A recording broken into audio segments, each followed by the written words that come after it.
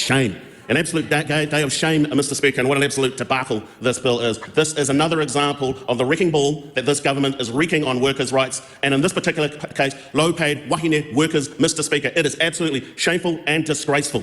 Mr. Speaker, everybody deserves dignity and decent jobs, and that includes low-paid workers, which are predominantly held by women workers, Mr. Speaker. And I want to draw the point that actually amongst women workers as well, Pasifika and Māori women are paid even less compared to Pākehā men, Mr. Speaker. There was a rally outside which was called in 2 hours, where people showed up to show their anger to this government with them undermining workers' rights once again, Mr. Speaker. And I want to also want to acknowledge the work of Christine Bartlett, the aged care worker, who successfully brought a pay equity claim through the process as well. And as I read through the media, it said that she was crying, Mr. Speaker. She was gutted. She was gutted for those low-paid workers as well. But there's another issue here that we need to discuss as a Parliament, and that is the confusion.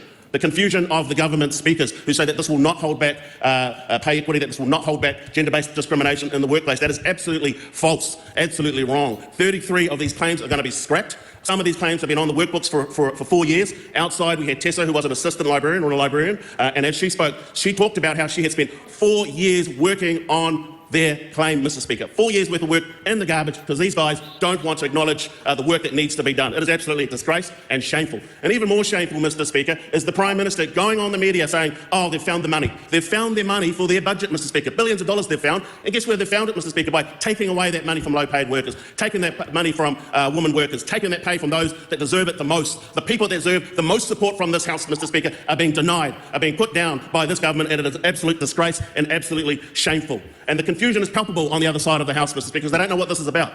And here's the thing about the process. We could all actually deal with it if we weren't doing this under urgency. So people that are listening to these speeches today, we're in urgency.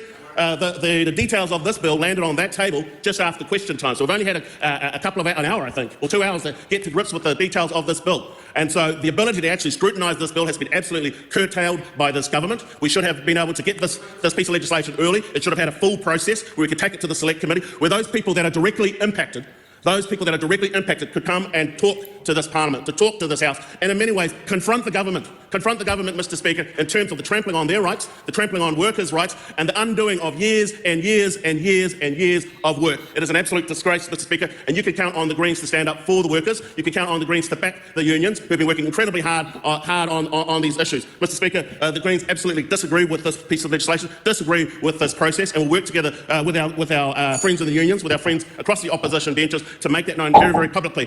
But it is very important for those people out there across our communities, across our society, to question your local MPs, to question your government MPs, because this is an absolute shame, it is an absolute disgrace. It is another example of a government that cares more about profit than for people. They seem that you hear them talk about, well, there's not enough lollies, not going to have a lolly scramble, because certain ministers have gotten all the lollies, Mr. Speaker, and none of them are for the workers, none of them for the low-paid workers, Mr. Speaker. It is an absolute disgrace, and the Greens oppose this bill. Well, it's great to see Teanau there. And I like the comment from Not Bernadette. Yes, I agree. No, I think the Greens are being incredibly robust on this, and it's sad to see that Labour is less, seeing as Labour was supposed to be founded on this sort of workers' rights. And they sort of abandoned that under Roger Douglas, and they've never really picked it up again, I think. Yeah, well, they tend to pick it up when they're in opposition, but it tends to disappear a little bit when they're in government. Yes. Yeah.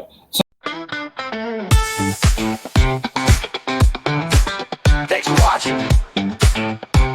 Make sure you're subscribed to our Facebook, YouTube, Twitch, Instagram, TikTok, News Guide, The Order Paper Podcast. YouTube, Twitch, Instagram, TikTok, News Guide, The Order Paper Podcast.